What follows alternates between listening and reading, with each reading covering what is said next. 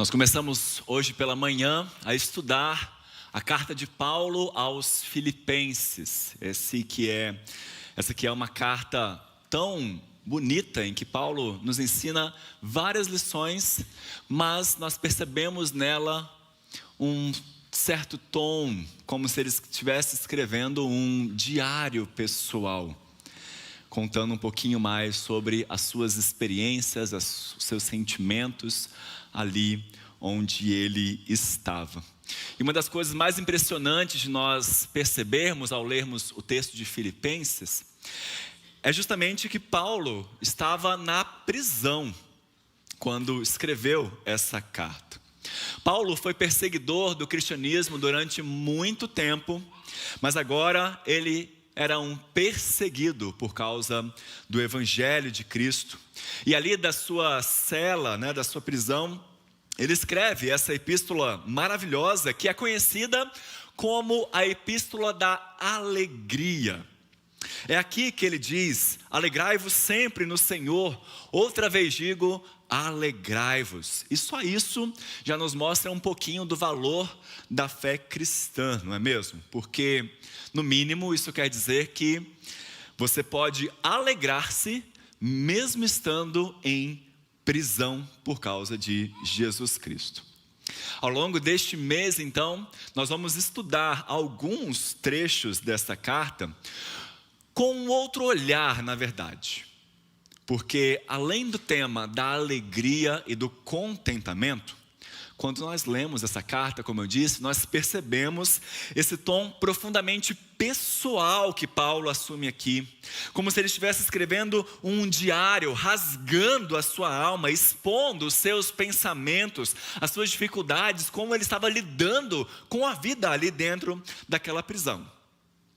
E com isso, meus irmãos, nós temos muito a aprender com a palavra de Deus. Por isso você é nosso convidado para ler essa carta, meditar conosco. Está aqui o nosso primeiro desafio, então, lançado à igreja, que você leia ao longo da semana a carta de Filipenses. Ela tem só 4 capítulos, você consegue ler de uma vez só numa sentada, ou pode ler um capítulo por dia, tá? Se quiser criar uma meta, como ela é bem curtinha, vamos fazer o seguinte: vamos ler 2 vezes por semana? Eu me comprometo com vocês, se vocês se comprometerem comigo. Combinado? 2 vezes por semana a gente lê a carta de Filipenses até o final do mês de abril. Você vai ler 4 vezes essa carta. Eu tenho certeza que você vai ser profundamente abençoado.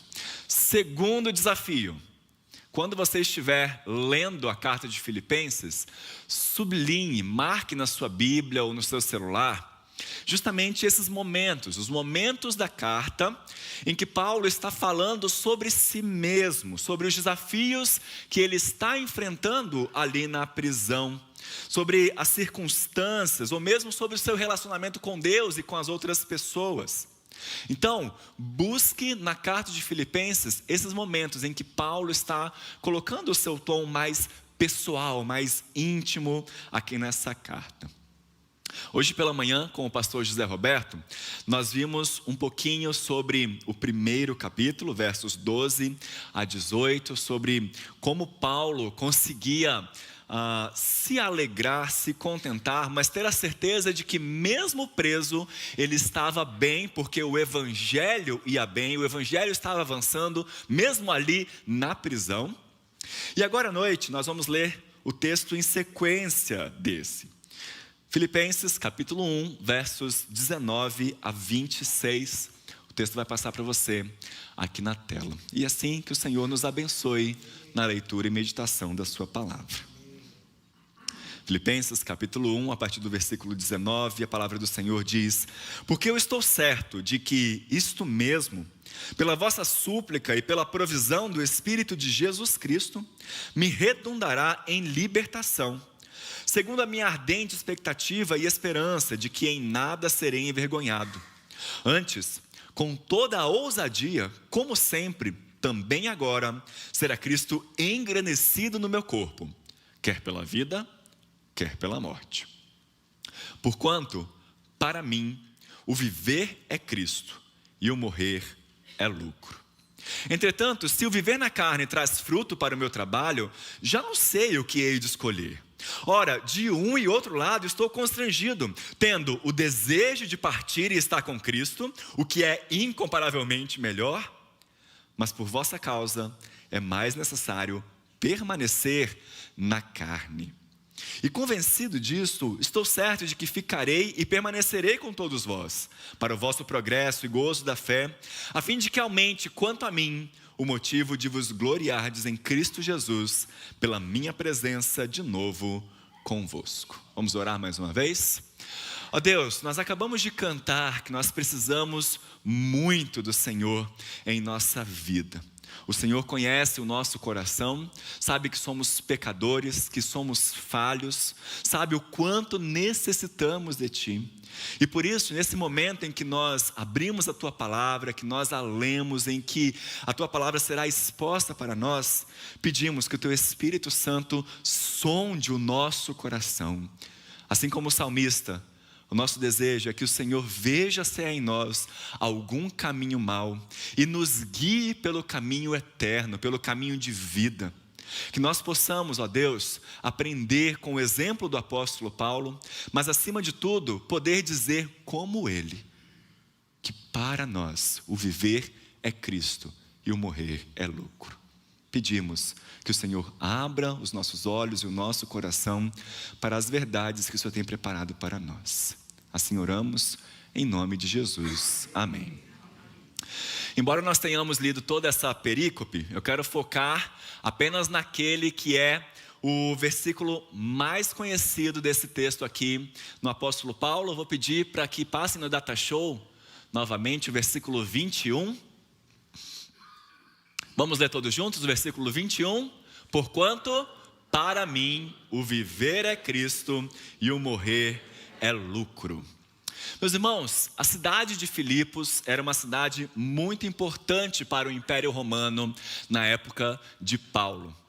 Uma cidade, inclusive, central para a expansão do Evangelho. Eram ali que entravam os primeiros imigrantes de outros continentes e de outras regiões. Então, numa circunstância até mesmo estratégica, Paulo é um dos fundadores da igreja de Filipos. Você provavelmente, se não leu, pode ler em Atos 16, ali a fundação daquela igreja, com a conversão de Lídia, uma mulher vendedora de púrpura, e também a conversão do carcereiro, ou do centurião também, que estava ali vigiando a prisão. Me perdoem. Conversão do centurião, é isso mesmo. Então, nós temos ali a primeira igreja na Europa. Nós temos ali um lugar central para a expansão do Evangelho. E uma igreja que era muito, para quem Paulo tinha muito carinho. E talvez é por isso que ele escreve de maneira tão próxima, assim, tão pessoal. Porque era uma igreja que Paulo amava. E Paulo sabia que os filipenses estavam muito entristecidos com o fato de ele estar em prisão. Mas ele diz a eles nesse capítulo exatamente o seguinte: olha, não se preocupem comigo. Eu estou fazendo o trabalho do Senhor mesmo aqui na prisão. Eu estou falando de Jesus para os guardas que estão aqui comigo. E eu sei que tudo vai cooperar para o meu bem enquanto eu estou por aqui. Então, à medida que Paulo vai falando sobre a sua vida, não só falando, mas vai pensando sobre a sua vida, e o modo como Deus está ali usando ele, como Deus o dirigiu até aquele momento, é como se agora ele parasse, largasse a sua pena, sua caneta, o que quer que ele estivesse escrevendo ali, e começasse a refletir até de maneira filosófica, digamos assim, sobre o que é a minha vida. Valeu a pena eu estar aqui e passar por tudo que eu passei? Vale a pena eu estar preso aqui? Então ele novamente pega a sua pena e escreve: olha, eu tenho algo para dizer sobre a minha identidade. É isso que eu sou, essa é minha identidade.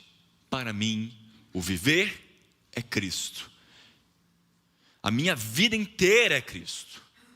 E se eu morrer? Bem, para mim, o morrer é lucro, porque eu estou em Cristo. Ao ler esse texto, meus irmãos, uma das perguntas mais importantes que eu e você devemos fazer para nós mesmos é: eu posso dizer a mesma coisa que Paulo? Para mim, o viver é Cristo e o morrer é lucro. Então, nessa noite eu quero olhar com você para este pequeno versículo e notar como ele é profundo, como ele traz preciosas e grandes lições para a nossa vida espiritual. E para isso, eu vou dividi-lo em duas partes. Primeiro falando como Cristo pode ser a nossa vida, e depois como a morte pode ser um ganho, um lucro para nós. Então, em primeiro lugar, o que é que Paulo quer dizer quando ele diz que o viver é Cristo? Isso significa pelo menos 4 coisas. Primeiro, significa que nós, cristãos, estamos vinculados, estamos ligados a Cristo. Traga à sua mente aí a imagem de uma corrente, em que cada parte está vinculada com a outra, né?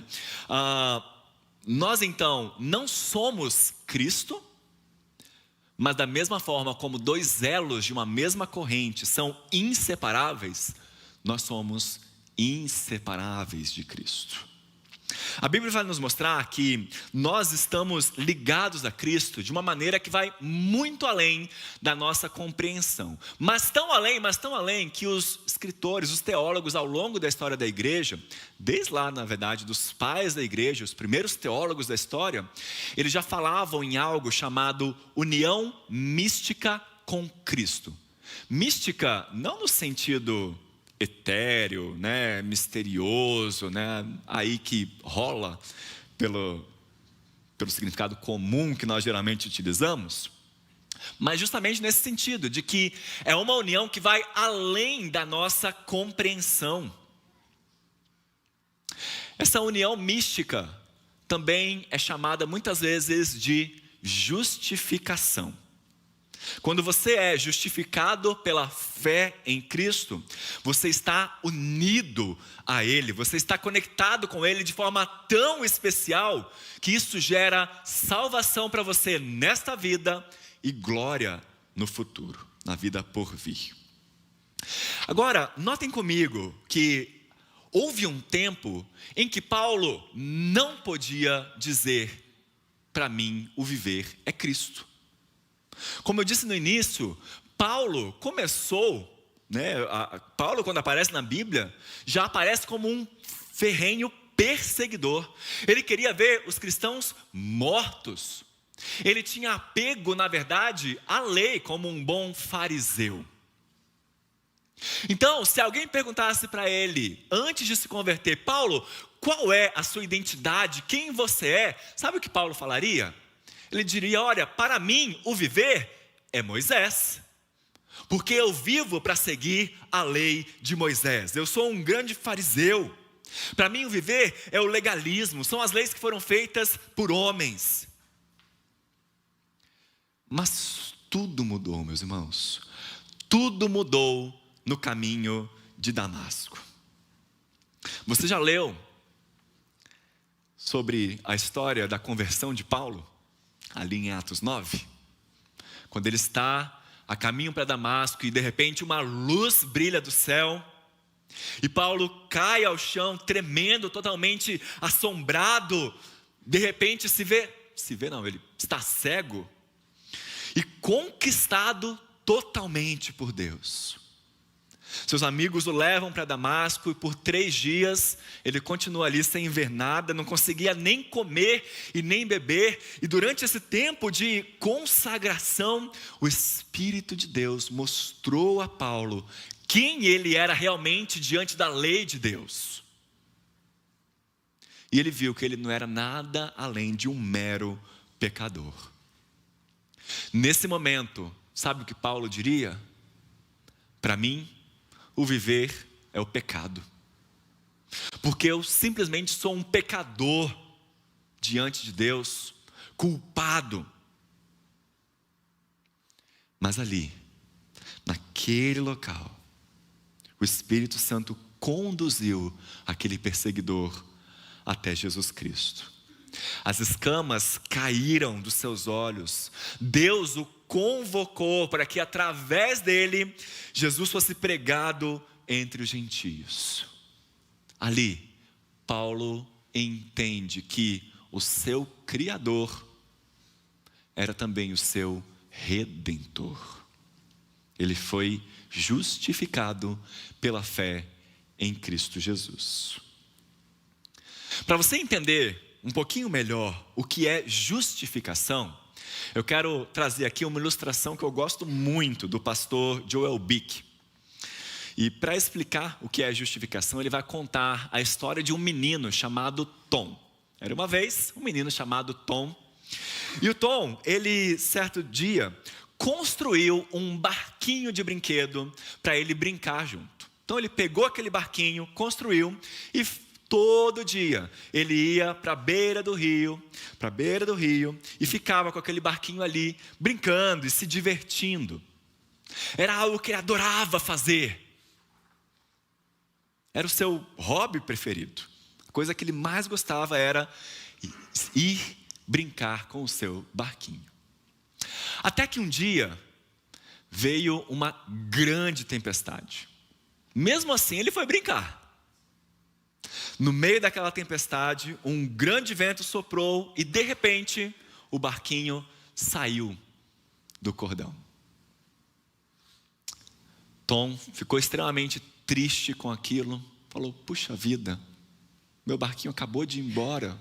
Eu perdi ele para sempre. Até que num determinado dia, Tom estava passeando no centro da cidade. E de repente ele passa em frente a uma loja de brinquedos. E na vitrine, ele vê algo que ele não acreditou. O seu barquinho. Era aquele que ele tinha construído, com as mesmas características, com as mesmas marcas de uso. Era o barquinho dele. Então Tom vai lá para dentro daquela loja e fala, olha, eu vim aqui buscar o meu barquinho, é esse daqui. E o dono da loja falou, tudo bem, custa R$100. Fala, não, peraí, você não está entendendo. Esse barquinho aqui é o mesmo que eu perdi no dia daquela tempestade. Ele é meu. Ele falou, olha, não, esse barquinho não é seu. Eu comprei esse barquinho, então você vai ter que comprá-lo de mim. Tom ficou extremamente chateado, mas falou, então tá bom. Voltou para casa e durante aquele dia ele fez de tudo para conseguir aqueles R$100. E ele conseguiu e voltou para a loja e falou, tá aqui, ó, tá pago. E quando Tom então pegou o seu barquinho de novo nas mãos, ele abraçou e falou, nossa, como eu estava com saudade de brincar com você.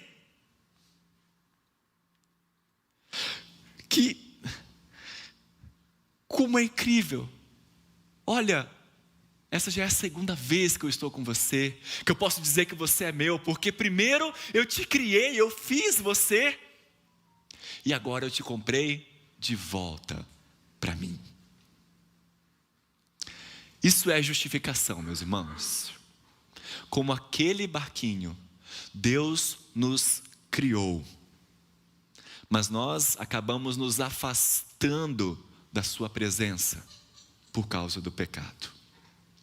E então, Jesus Cristo vem para nos comprar de volta para Ele, não por R$100, mas pelo custo precioso do seu sangue derramado na cruz. E quando nós cremos em Jesus e somente em Jesus para a nossa salvação, pela ação do Espírito Santo em nós, Ele nos diz: olha, essa já é a segunda vez que você é meu, porque primeiro eu te criei e agora eu te comprei de volta para mim. Eu te trouxe para mim, te liguei. Você está unido, você está justificado, você está salvo para sempre. E eu nunca mais vou deixar você se distanciar de mim. Eu vou mantê-lo sempre comigo. Essa é a doutrina que nós chamamos de justificação. Então, quando você consegue dizer: para mim, o viver é Cristo, significa que você está vinculado a Ele. Ele é a sua vida porque você foi justificado nele. Em segundo lugar, nós não temos vida apenas porque nós estamos vinculados a Cristo, mas também porque nós agora estamos em Cristo. Nós vivemos o nosso dia a dia na pessoa de Cristo se nós somos verdadeiros cristãos. Veja só uma diferença entre aquele que é cristão e aquele que não é cristão. Porque se um não cristão tem um dia ruim, essa pessoa fica completamente irritada. Ela fala: hoje eu tive um dia péssimo. Por outro lado, se ela tem um dia bom, ela vai ficar extremamente feliz porque teve um dia maravilhoso. Agora, para um cristão, ter um dia bom ou ruim está muito atrelado à comunhão que você tem com o próprio Cristo. Algo que flui dessa união com Cristo que nós temos. Então, se eu sou um cristão, quando eu deito a cabeça no travesseiro para descansar, e eu percebo que tudo ocorreu muito bem naquele dia, mas eu não tive comunhão nenhuma com Deus, para mim, aquele foi um péssimo dia. Porque a minha vida não esteve em Cristo. Mas se eu percebo que eu tenho comunhão com Cristo naquele dia e algumas coisas acabam dando errado, mesmo assim, eu consigo perceber que eu tive um bom dia. Porque eu tive comunhão com Jesus. Porque eu lembro que eu estou guardado nele. E Ele significa para mim mais do que qualquer outra coisa no mundo. Essa é a vida em Cristo que nós temos. Tudo que está fora de Cristo é como se fosse morte. O pecado significa morte. Então, é por isso inclusive que Paulo diz que ele fica tão triste quando ele peca.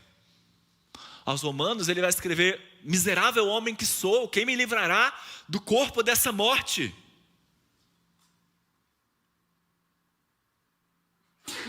E quando a gente fala sobre isso, não dá para a gente deixar de pensar: como é que eu tenho andado? Você também sente todo este vazio de uma vida fora de Cristo? Pense aí na semana que se passou.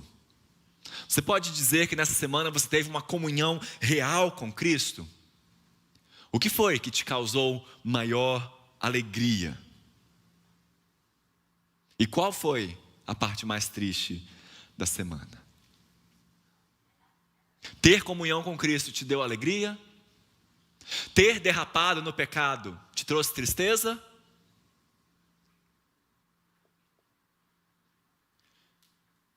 Vamos além? Imagine se a gente passasse aqui agora um papel e você fosse escrever nesse papel uma única palavra. E no papelzinho tivesse assim: para mim o viver é, em branco, para você preencher. O que é que você colocaria aí nesse espaço? Minha esposa? Meu cônjuge? Meus filhos?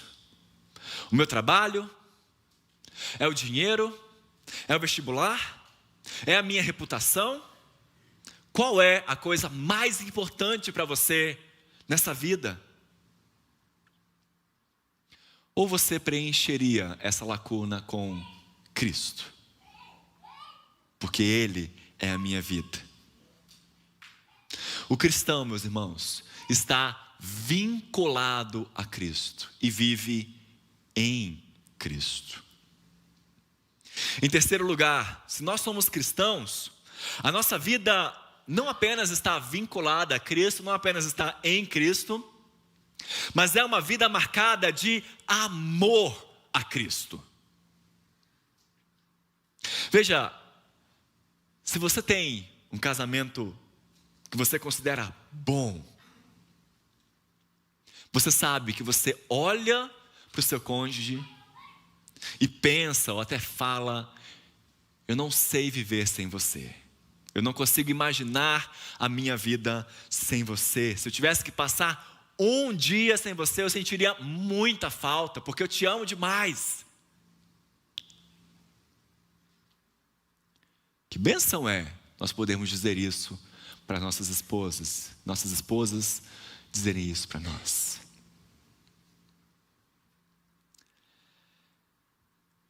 Mas é isso que o cristão sente também a respeito de Cristo. Só que 1000 vezes mais. Paulo vai dizer, inclusive, em certa ocasião: o amor de Cristo me constrange. Amar a Cristo e ser amado por Ele, essa é a minha motivação. É isso que enche a minha boca, é isso que me dá motivação para falar o que eu falo, para fazer o que eu faço. É isso que me move em minha vida. Você já percebeu, nas cartas de Paulo, o quanto que ele repete o nome de Jesus Cristo? Lutero, inclusive, ao notar isso, vai dizer que Paulo não deixava Jesus longe da sua pena, da sua caneta, porque Cristo estava em seu coração. Quando Paulo escreve aos Coríntios, por exemplo, ele vai tratar na sua primeira carta sobre 7 problemas que estavam acontecendo naquela igreja, e para todos eles Paulo diz que a solução é Cristo Jesus. Para os Efésios, ele vai exemplificar como um casamento deveria funcionar, e ele diz: o que você deve fazer como marido? Amar a sua esposa como Cristo amou a igreja. Quando ele escreve aos Colossenses, orientando como eles deveriam perdoar uns aos outros, ele diz: como Deus em Cristo vos perdoou. Aqui em Filipenses, ele também exorta os seus leitores à mesma humildade que Jesus tinha, a desenvolverem em si a mente de Cristo. Cristo, então, para Paulo e para nós cristãos, é a resposta para todos os problemas. Quer você seja um ímpio ou um cristão, você é desafiado a colocar a sua vida em Cristo, é chamado a ser salvo por Cristo, é chamado a amar a Cristo como Paulo amava. Em quarto lugar, se Cristo é o nosso viver, nós também buscamos ter uma vida semelhante a dele. Nós somos semelhantes a Cristo. Aproveitando que eu comecei a falar sobre casamento, você conhece alguém aí que é casado há mais de 40 anos, 40, seus 50 anos de casado? Já viu? Já viu como que esse casal, ele é muito parecido? Nós temos alguns deles aqui na igreja, né? Chegam aqui na igreja de mãos dadas, andam de maneira parecida, falam de maneira parecida. A gente sabe que eles pensam de maneira parecida também. Tem alguns, inclusive, que se parecem fisicamente um com o outro. É isso que o cristão deve ser, meus irmãos. Eu quero que você veja Cristo em mim. E eu quero ver Cristo em você. Na segunda carta aos Coríntios, nós lemos que as pessoas diziam que o bom perfume de Cristo estava sobre Paulo. De tanto que ele era semelhante a Jesus. João vai escrever que um dia nós seremos semelhantes a Cristo. Quando o nosso viver é Cristo, nós nos tornamos mais e mais parecidos com Ele até o dia final em que nós seremos perfeitamente semelhantes a Ele. Agora, o que é, afinal, ser semelhante a Jesus? O que é ser parecido com Ele? Pode significar 1 milhão de coisas. Deixa eu trazer para vocês 3 coisas que isso significa. Primeiro, se Cristo é o seu viver, se você é semelhante a Ele, você certamente vai desenvolver um coração de servo. É isso que Paulo vai continuar falando aí no início do capítulo 2. A sua vida não vai girar mais em torno daquilo que você quer, daquilo que você sonha, daquilo que você gosta. Pelo contrário, eu vou passar a viver a vida de uma maneira que honre a Deus, de uma maneira que glorifique a Deus e para o bem das pessoas também. Eu vou passar a me perguntar: como é que eu posso servir na minha casa? Como é que eu posso servir na minha empresa? Como é que eu posso servir ao meu funcionário? Como é que eu posso servir na minha igreja? Como é que eu posso evangelizar aqueles que estão perdidos? Como é que eu posso acolher as pessoas? Segundo, você também vai desenvolver um coração amoroso. Jesus amava as pessoas, Ele as recebia de forma acolhedora, de forma carinhosa. Numa época em que as crianças eram consideradas inferiores e até mesmo, talvez, mercadorias que não deveriam atrapalhar, Jesus vem e pega as crianças no colo. Não era isso que era esperado dos profetas e mestres. Numa época em que os leprosos eram não só considerados impuros, mas completamente excluídos da sociedade, Jesus vem e chega perto, e toca, e acolhe, e cura. Então, ser igual a Cristo é amar como Cristo amou. Em terceiro lugar, ser como Cristo significa ter um coração humilde. Jesus era compassivo, era longânimo. Ele estava disposto a ensinar as pessoas e não a se considerar maior do que elas. Estar vinculado a Cristo, ter a sua vida em Cristo, amar a Cristo e ser semelhante a Cristo. Que desafio, hein? Nós temos para nós nessa noite.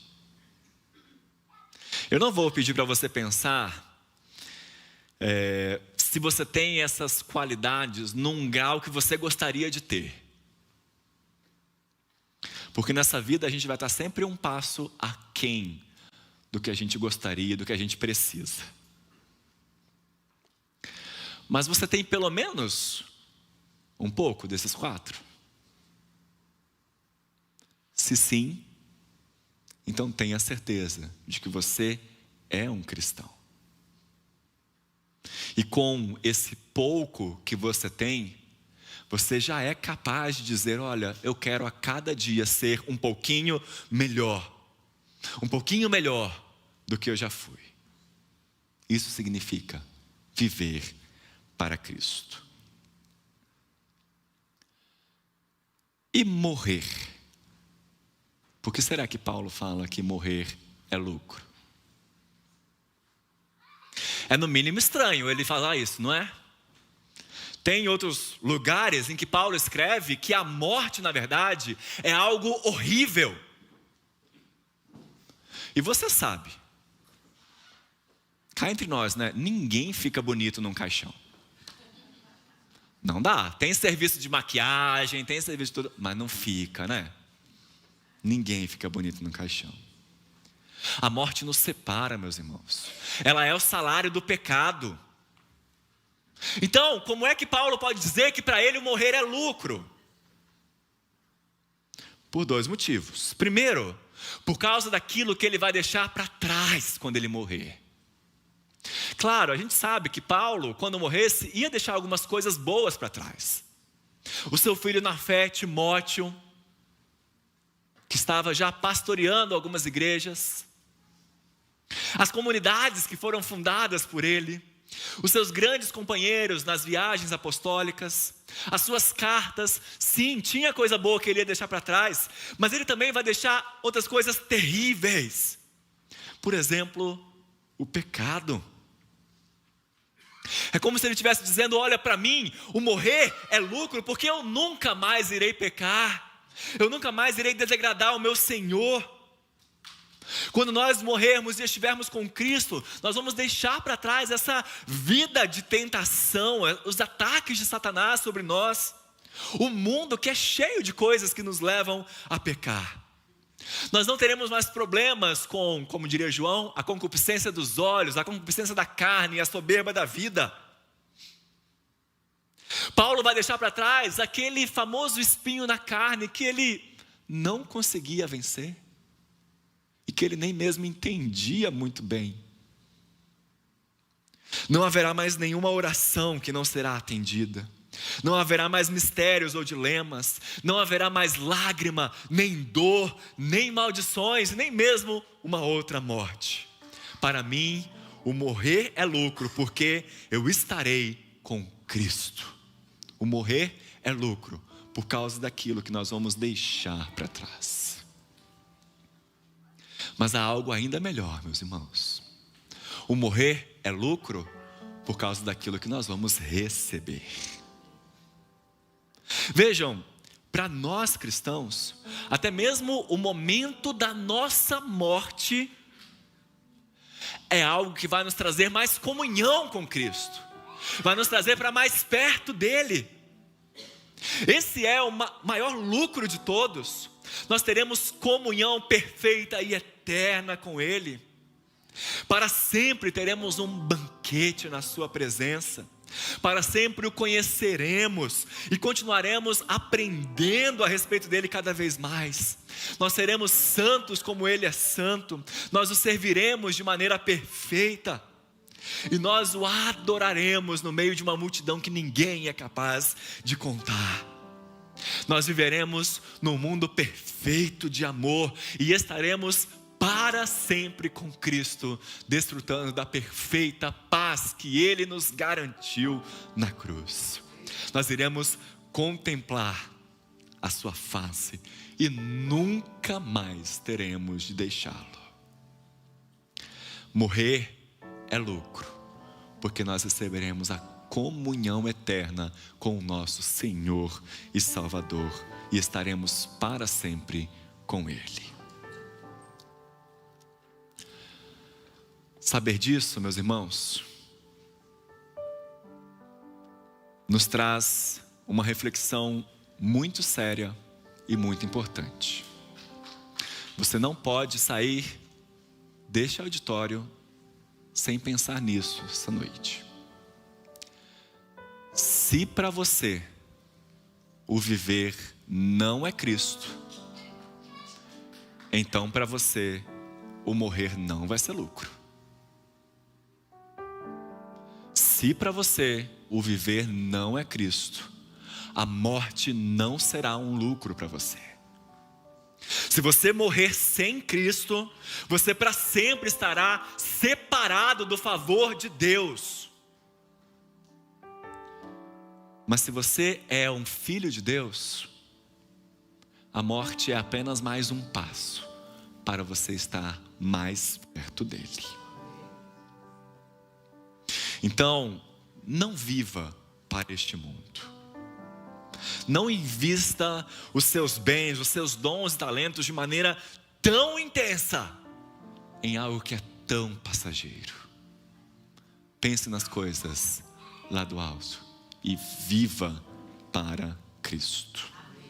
Samuel Rutherford, um pastor presbiteriano escocês da época dos puritanos, que inclusive fez parte da Assembleia de Westminster, certa vez escreveu o seguinte: não construa o seu ninho em nenhuma das árvores deste mundo, porque Deus já as destinou para serem derrubadas.